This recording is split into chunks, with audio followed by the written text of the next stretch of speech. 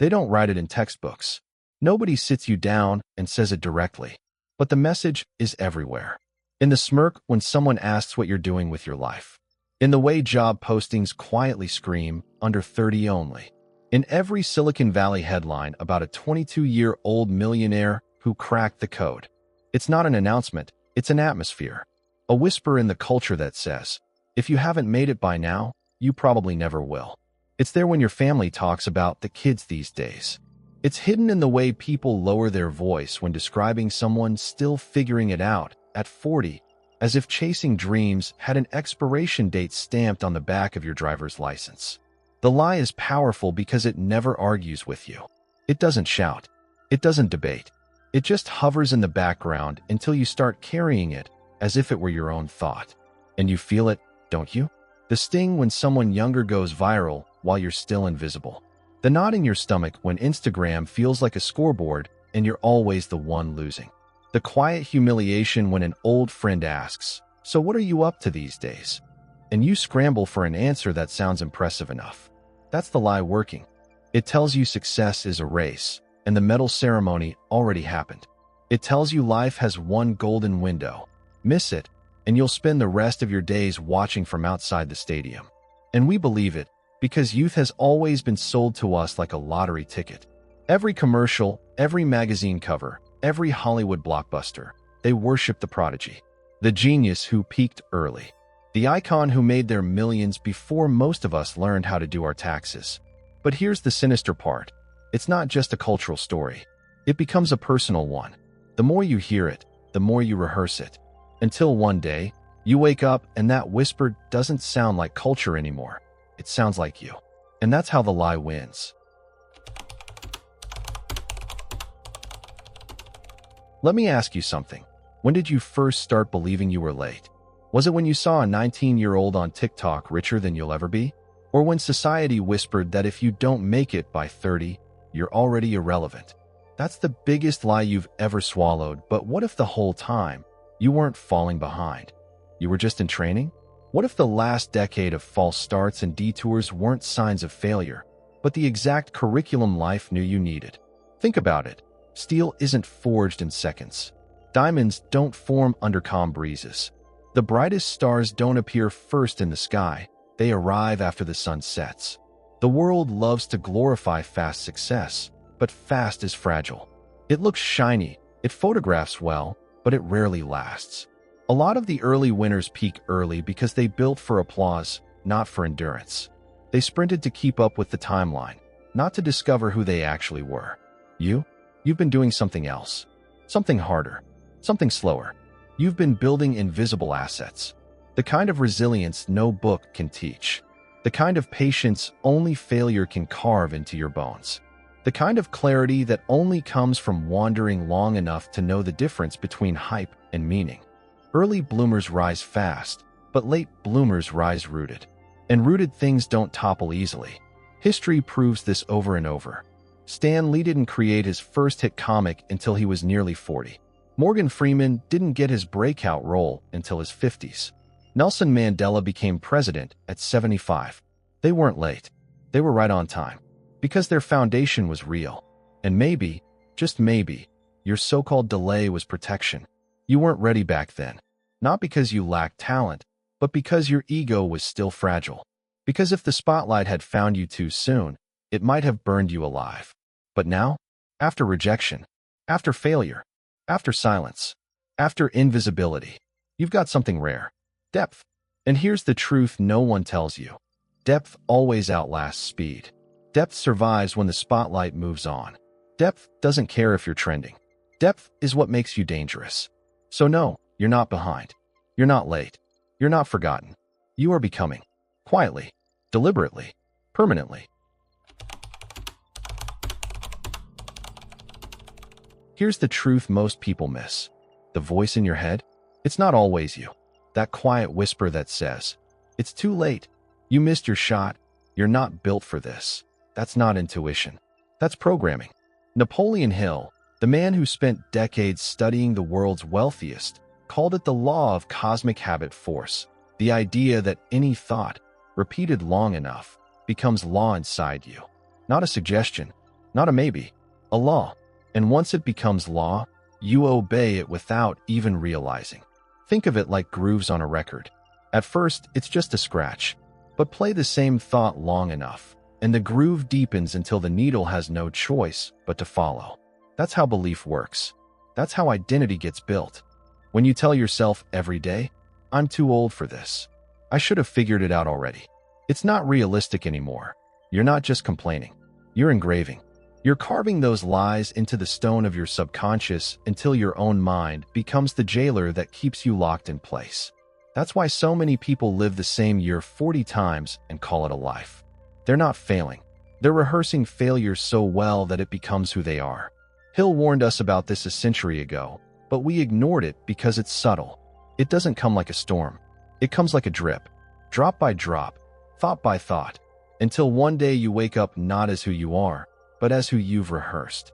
But here's the power hidden in that law. It works both ways. If the lie can program you, so can the truth. If repetition can chain you, repetition can free you. Autosuggestion, the daily, deliberate rewriting of your inner script.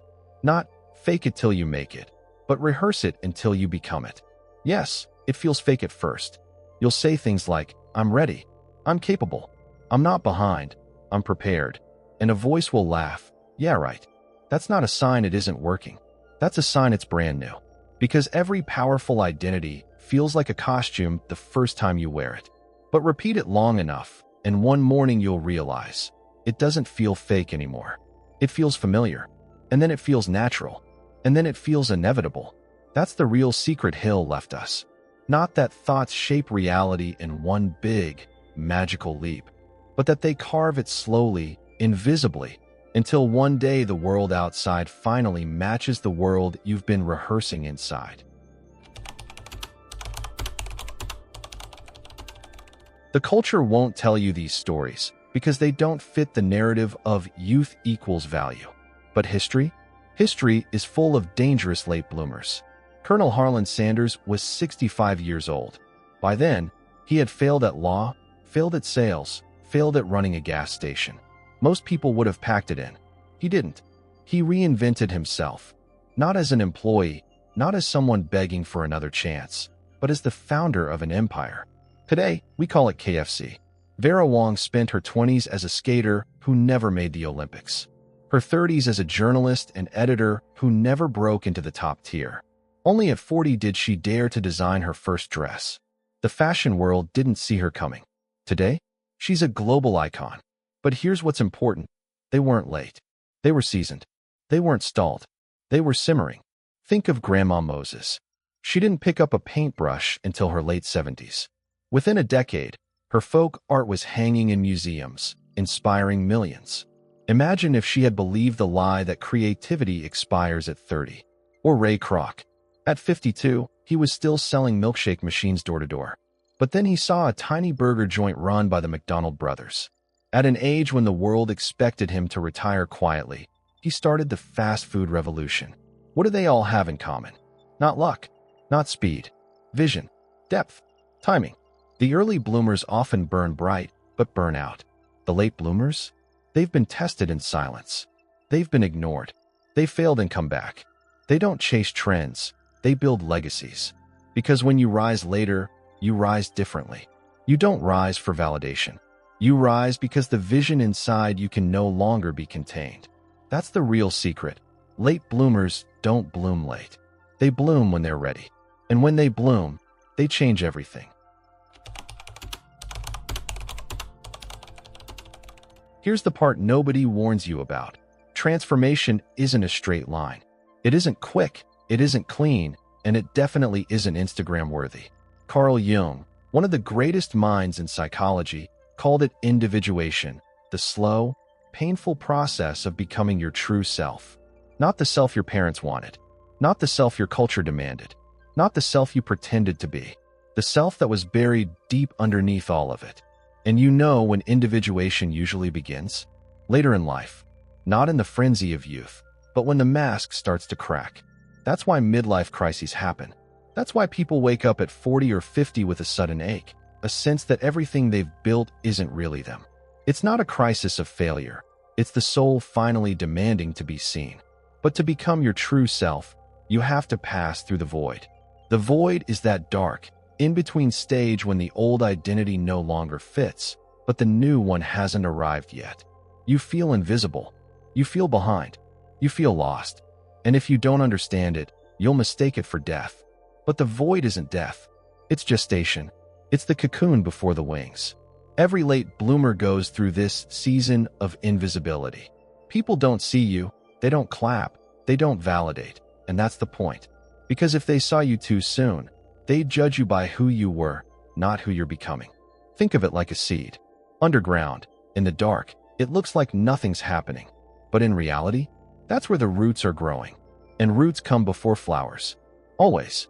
That's the spiritual depth of being a late bloomer. You are not behind.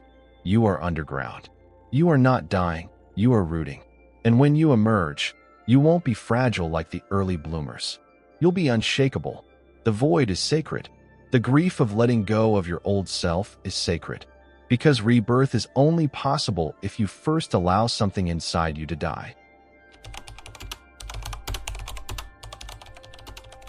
So what now? If you've listened this far, there's a reason. Something in you recognizes itself in these words. You're not just watching a video, you're hearing a mirror. And that mirror is saying, you are not late. But here's the thing. Recognition without action is useless. You can't just nod along and then scroll back into the same patterns. Because every scroll, every conversation, every voice you let into your head is either building you or breaking you. So here's your call to action.